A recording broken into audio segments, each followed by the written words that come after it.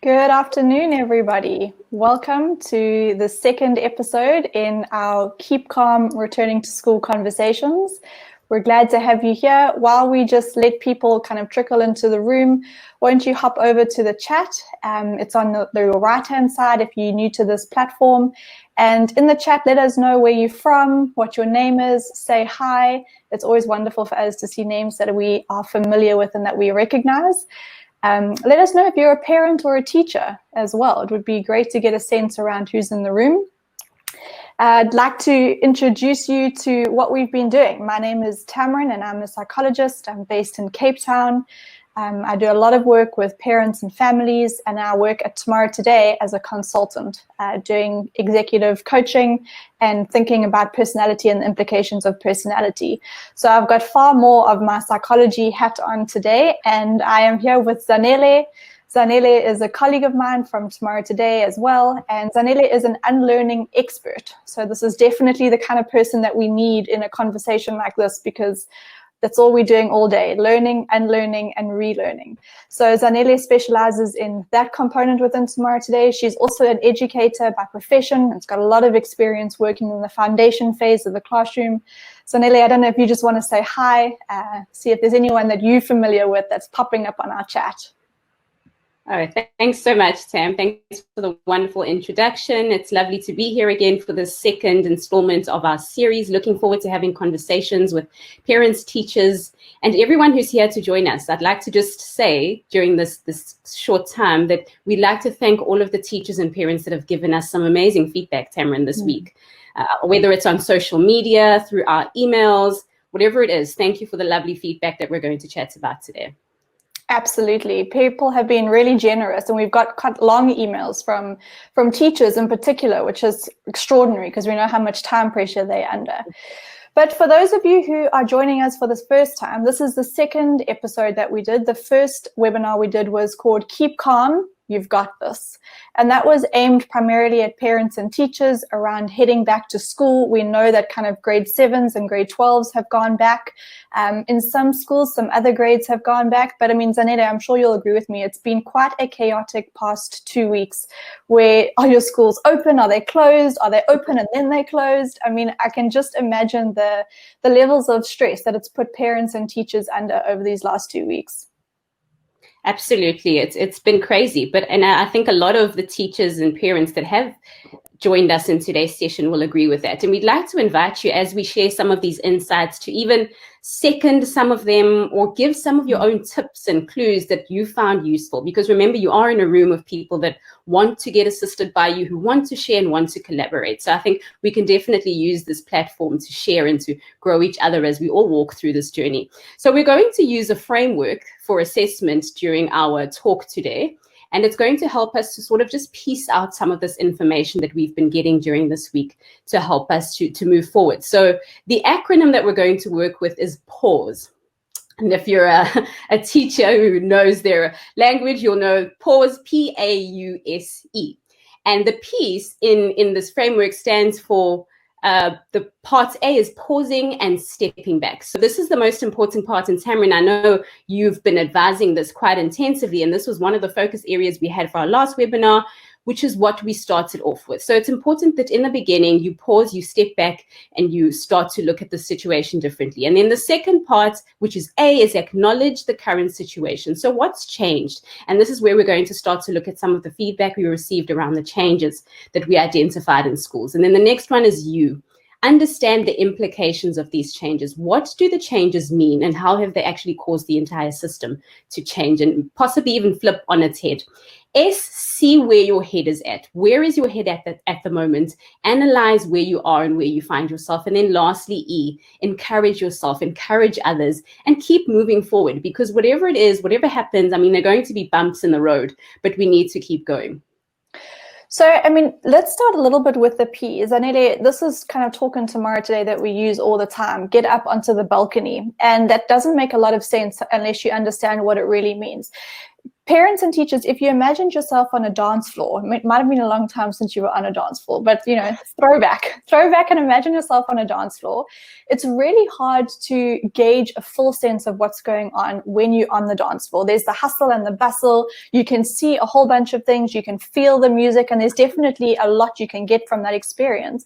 But it's only when you kind of take yourself up onto the balcony of a situation and you look down on it that you really get a full contextual view of what's going on. And a lot of the time, having that view really informs your next few steps. And so that's why the first step in this process is just pause and take a step back.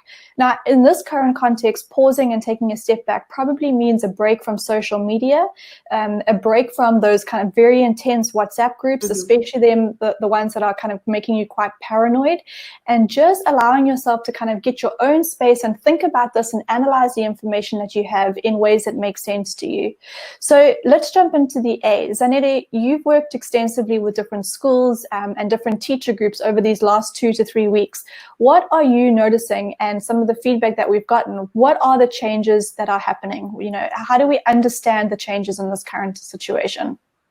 Sure. So this next step is acknowledging the current situation, and we're going to look at the changes first. So I'll just go through the changes that some of the teachers that I've been speaking to have shared, and then I'll just hand over back to you, Tamron, just to give us an insight as to what some of the parents and even the learners have been giving feedback around changes. So the first thing is the routine and the regime.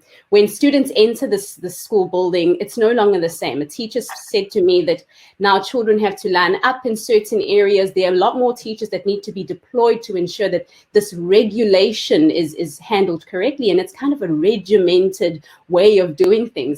One teacher said to me that when the grade 7s came in for the first time, it looked like they were grade 1s because they had, these big eyes and they weren't sure what's going on. They were so scared. So that regiment and that routine has really, really, really been one of the biggest changes. And the next one, which is more within the classroom, is the interaction of learners with each other. So how they engage with each other, which also we'll speak a little bit later, has implications on assessments and collaboration tools within the classroom. So how children engage with each other, how they pass information back and forth, and then also how they play on the field. One school has also drawn up circles or even squares on the field where learners will then sit themselves in these different squares and spaces so that they keep their social distancing from each other. So whether they're playing a game or just talking to each other, they need to just remain in these kind of segmented little squares or circles. Extracurricular activities, whether it's extramurals, sports, cultural activities, musicals, have been done away with or are on pause at many schools. And this is going to be until the foreseeable future, because these activities are activities that learners interact in ways where they're one-on-one. They sometimes touch each other. They'll, do all sorts of climbing and tackling. And unfortunately, at the moment, those activities are on pause at the moment. And the next one that I want to speak to is children pulling out of school altogether. And I think I want to invite teachers who are in the room to just let me know whether they've been identifying this altogether. But a parent spoke to me saying that she noticed that in the school where her children were, about 7 children already have pulled out of school, to say that they're starting to now explore the homeschooling system altogether because they don't see their children going back to school in the near future. So that for me was something that is a trend that we're starting to see, not just in that particular school, but in a lot of other schools that we may need to stand up and take notice of. And there's a change that's actually making a lot of teachers nervous. And we'll speak about this when we get to the implications. And just to end off, the biggest fear, funny enough, and I think I want the parents to give me a few comments on this, and maybe when you speak on it just now, Tam, is the biggest change for parents is that they've got this ongoing anxiety that's actually rooted in how much pressure they're getting from parents. Because remember, parents are also fearful at this time and concerned about the well-being of their children, but the teachers are feeling like they have to take a lot of this burden onto their own shoulders. And, oh my goodness, parent so-and-so is going to call, and I need to make sure that I don't look at the children in the eye, don't move too close to them. And one teacher even said if she wants to just have a simple cough because she's got chalk somewhere as she was rubbing the board, the children would go, oh! And then she would have this anxiety. What if the children go home and they tell their parents that I've got COVID and things have gone wrong? So this kind of anxiety that's building up in teachers causes there to be some kind of distraction from the work that they do in the classroom. And then the very last one, I know I said I was going to end, but this one I think a lot of us can relate to, is shorter days, but also longer breaks. The breaks have been used in many schools to sanitize the classrooms all over again. And so we found that the days within the school are split in very different ways compared to what they used to. Tamron, can you just share with us what are some of the changes that parents have reflected on with you? Sure. I mean, before I kind of jump into that, I just want to echo your sentiments around the change in the interaction between teacher and child, which obviously I'm hearing from the child's perspective and some teachers as well. And I had one teacher specifically ask that if there are other teachers in this webinar, that they could start to kind of populate the chat with ideas of what you can do with kids, like games that you can do that don't require physical touch. The one idea that I had heard of is playing human chess, where the children are just instructed with their voice of where to move, or doing general knowledge, or for younger kids, kind of throwing your hat in the air and seeing how high, who can throw their hat the highest. But I think we kind of have to take a little bit of, again, a pause and step back and just acknowledge that this is a whole new realm for teachers, that they are having to really think out of the box to help keep their kids entertained and excited about learning. And I agree with you, they're under a huge amount of pressure, not just from the health aspects of this, but also the worry that they're going to step out of line somehow or do something wrong, and that parents are going to come down on them. So just as much as we ask parents to trust the teachers, I think it's also helpful to remind teachers that, parents are backing them, parents are in their corner. I've had a lot of parents comment on how pleased they are and how proud they are of the school and the teacher body are for how they're handling this. But that's not answering your question at all. Some of the things that are challenging for parents and children at the moment is the drop-off. The drop-off, like you highlighted, their new procedures. It can take up to 30 minutes to drop your children off and 30 minutes again to collect them. So it's quite a huge chunk out of your day. It's especially difficult if you've got other kids that are sitting at home who are still doing learning by an online resource. Now you come to do your own job, drop your one child off, and manage your other children sitting at home. So that's made it quite difficult for some parents. You highlighted the changes in the classroom. Some children are in completely different spaces that they don't recognize as their classroom. And I think that that's not so difficult for grade 7s and 12s, but I think it's going to be quite problematic for the younger grades who really identify with the space a lot more and have their art on the walls, and that's what makes them feel comfortable. So that's been something that's been different. On that note, they're also teachers having to teach completely different subjects. I have a good friend of mine who suddenly was asked to teach Afrikaans, and she had a complete panic because she's like, well, how am I going to teach Afrikaans? So, there's a lot of change that's coming. Kids are getting new teachers, and that's hard for them and it's hard for the teachers. A lot of the kids have commented that the school feels really quiet, and I think this is what teachers are feeling as well. So there's not a lot of the talk and a lot of kind of conversation and playfulness and just the sounds that you would expect in a school. There's a lot of seriousness in some schools because people are just are really worried, and understandably so. Children are obviously separated out, and that's making break time feel, very different. Some children feel like they're under a huge amount of surveillance, and they are, to be honest. But for many children, they've described it to me as it feels like I'm in detention all the time. Or other children, a little bit more dramatic, I think I'm in jail, I can't do anything. I have to ask for permission for everything. And, that's hard for them, but I think they've also adapted really well, actually. So the other challenges that children are facing is that the spaces that they used to find quite fun, like the jungle gym, those, of course, are no longer allowed to be used because they are shared spaces. I think we should also focus on the kids who are still learning at home and are still doing online learning, and there's been some changes in the last 2 weeks for those kids as well.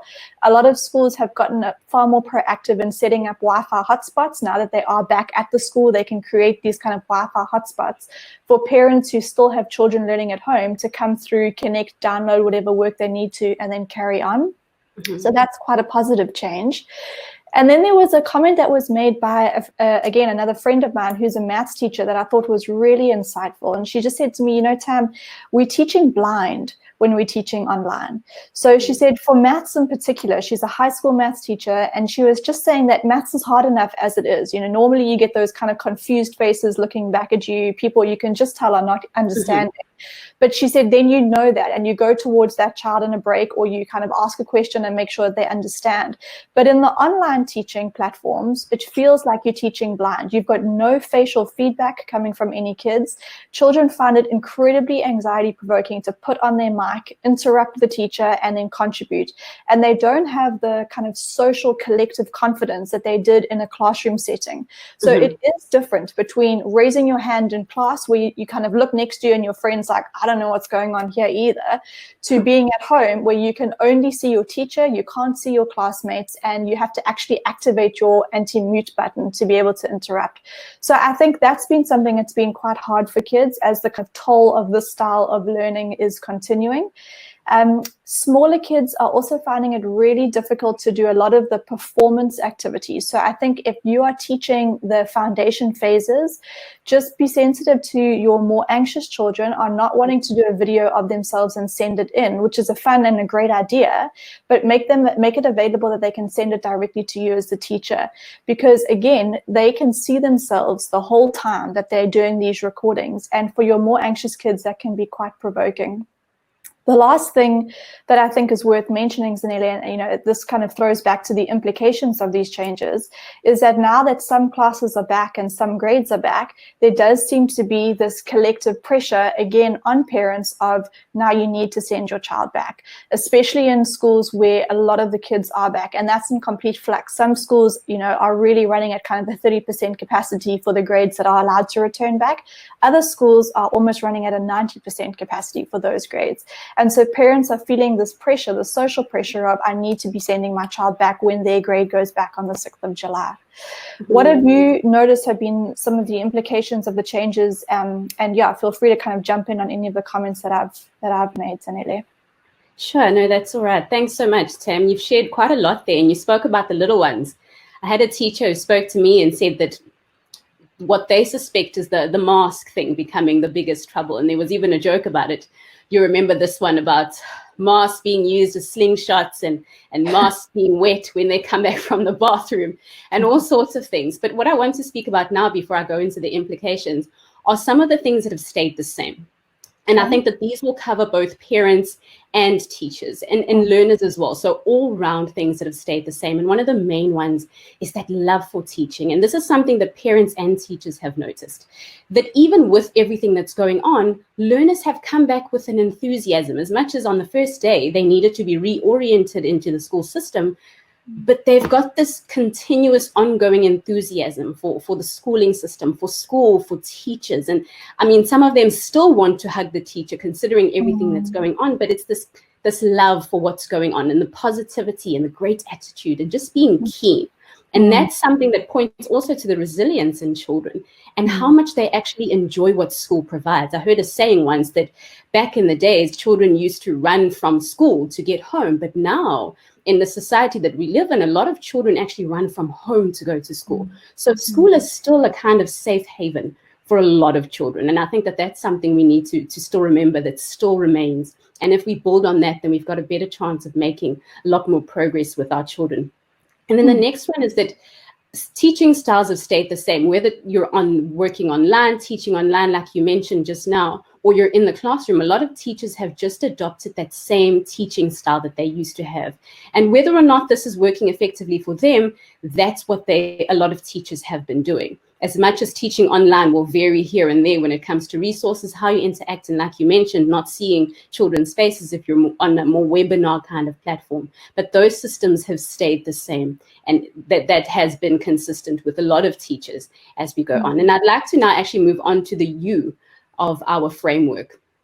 And I'd like you to speak a little bit to these implications. What do we need to understand that the changes and some of the differences have for us in the future?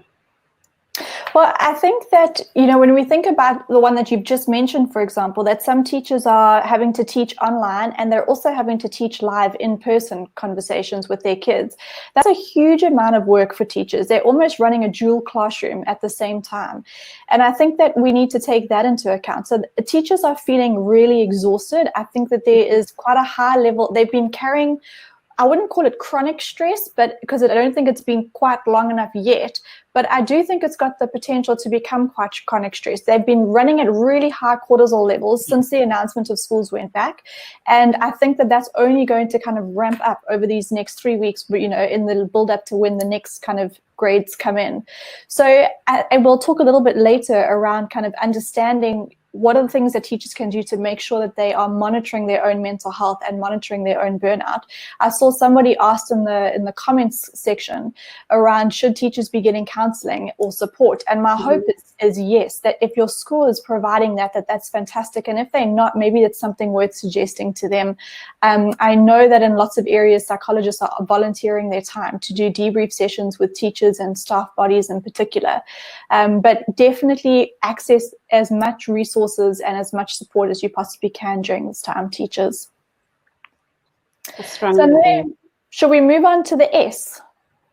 Sure. So the implications, do you want to just speak to that first quickly, and then we'll move on? Just let us know what the implications are and understanding those.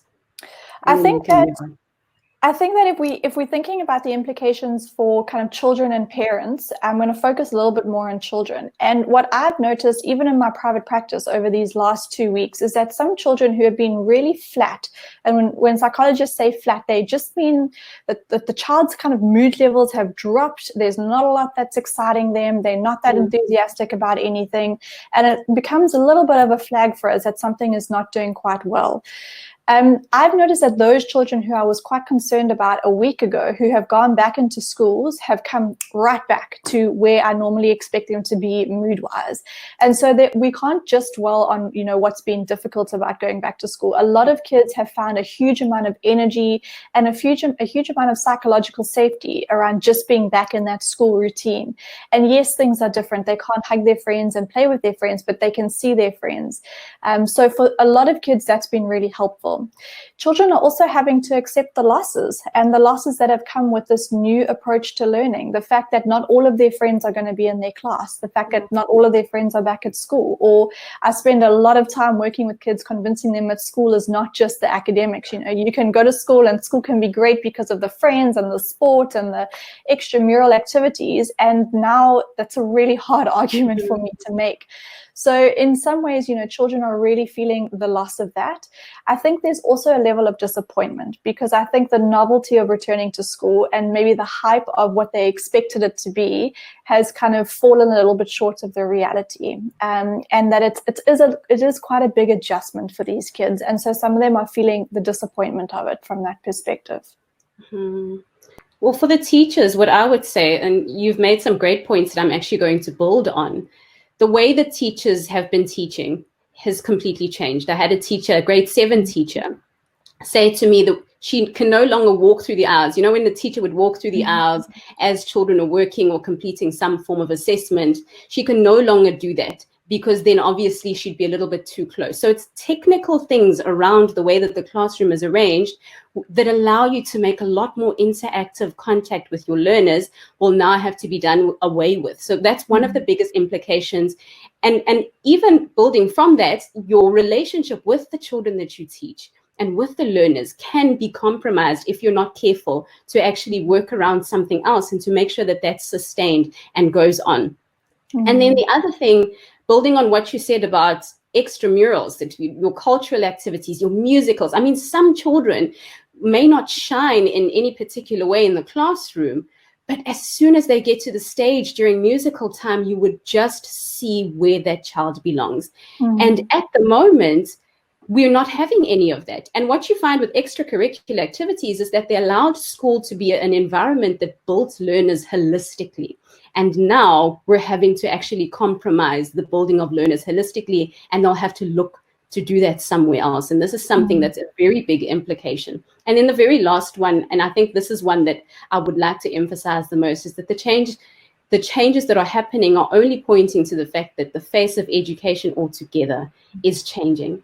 And teachers have been very comfortable and very systematized for a very long time, which is great because we know how to work with our systems, we enjoy them, and everything is like clockwork.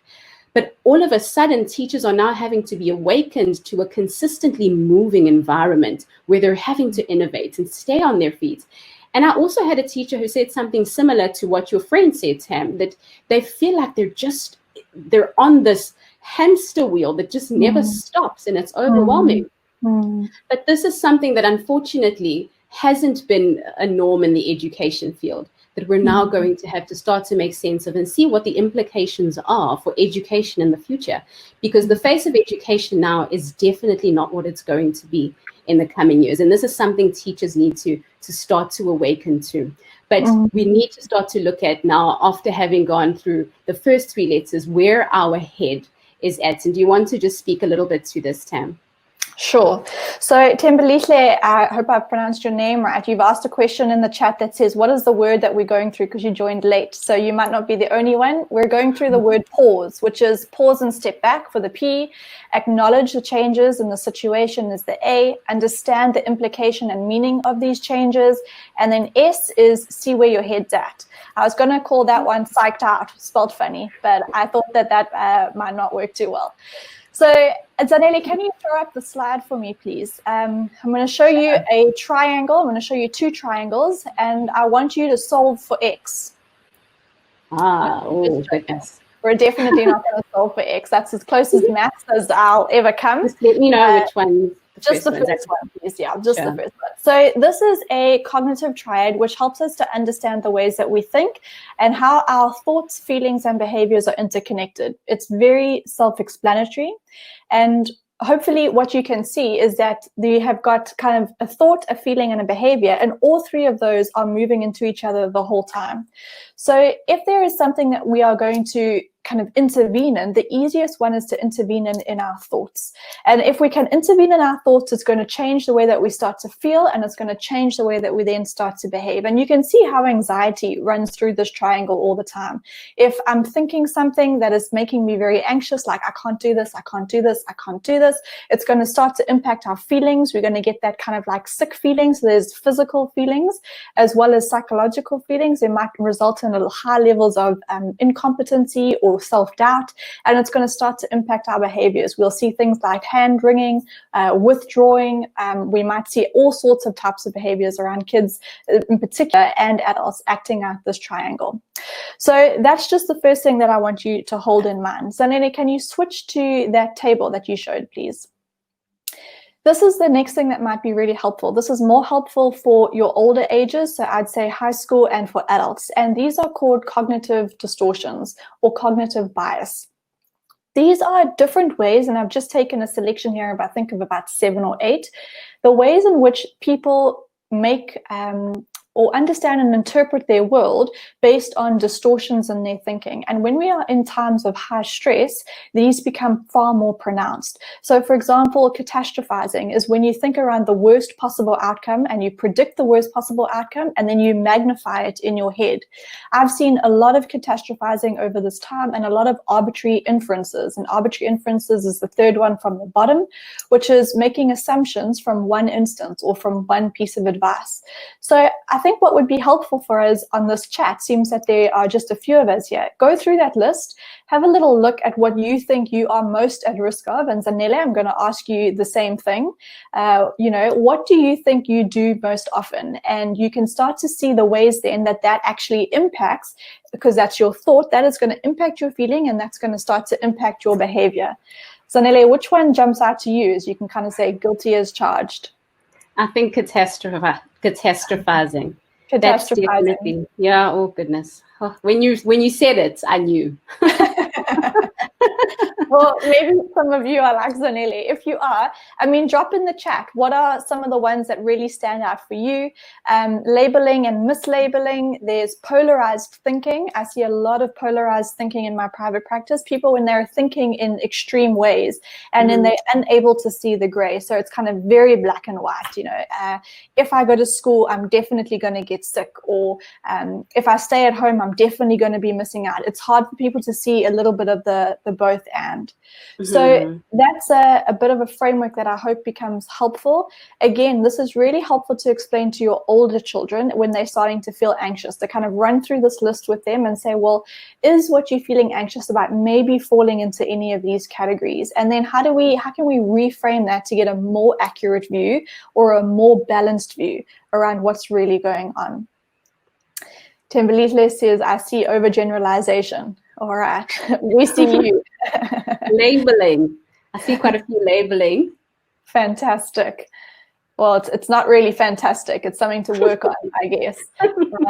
Selective abstraction as well, focusing only on the negative events. We see a lot of that happening on Facebook and social media, which is, again, another reason to, limit your time on those types of platforms. So, Naila, let's jump into that next one, our second triangle. Sure. That one was really fun. I enjoyed that. Fantastic. So in this second kind of set of triangles, I thought this would be really helpful for teachers and for parents as well. This is Becks' cognitive triad, and Beck was an author who wrote extensively and did a huge amount of research into depression, actually. And what he noticed is that people who struggle with depression normally, pretty much all the time, have all three of these corners of the triangle negative.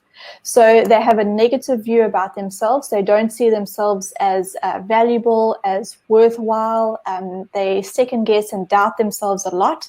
They have a negative view of their environment. Your environment refers to your friends, your family, your community, the place that you work in, all the things that kind of come up around you from a social aspect, and a negative view about the future.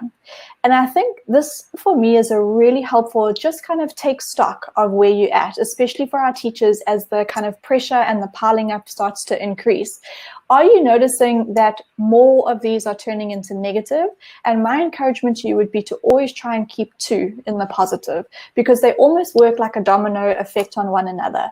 So at the moment, the views about the future, you might be really worried about a retrenchment, or you might be really worried about your school closing down. So you're starting to feel quite negative in that area. At the moment, it's really hard to stay positive about the environment because there is so much anxiety that sits in that space. So now that starts to become negative.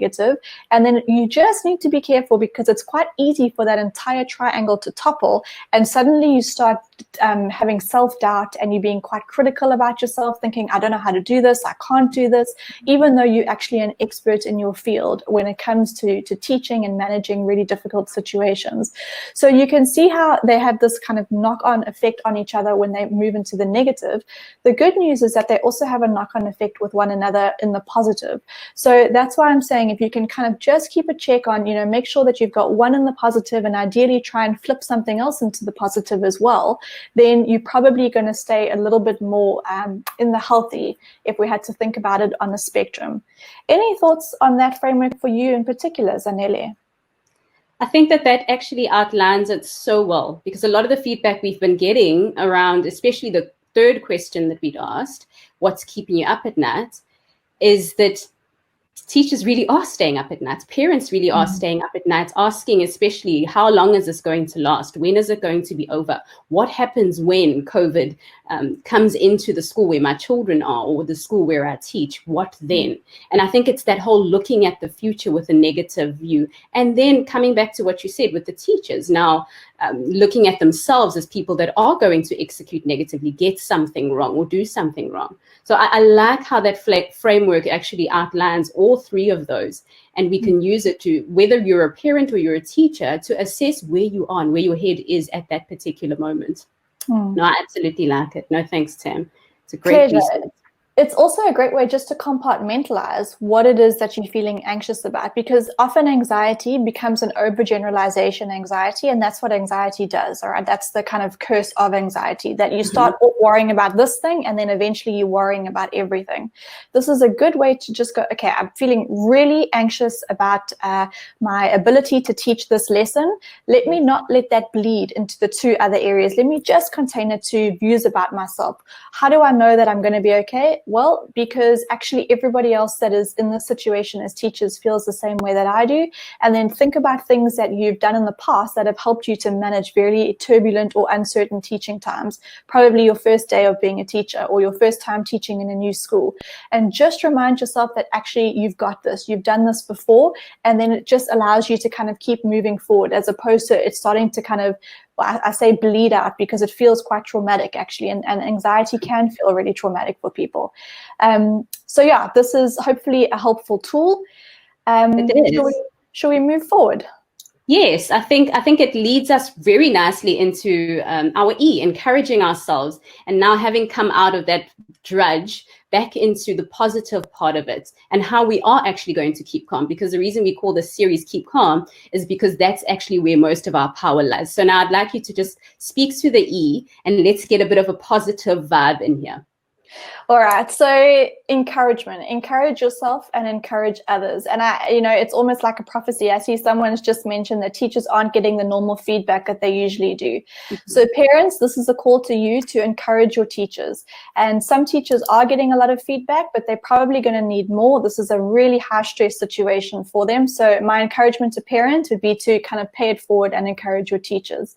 Mm-hmm. I think the encouraging thing that I've seen from a lot of children is the overwhelming amount of children and parents and teachers that are commenting and realizing that children are more resilient, more capable, and more adaptive than very often we give them credit for.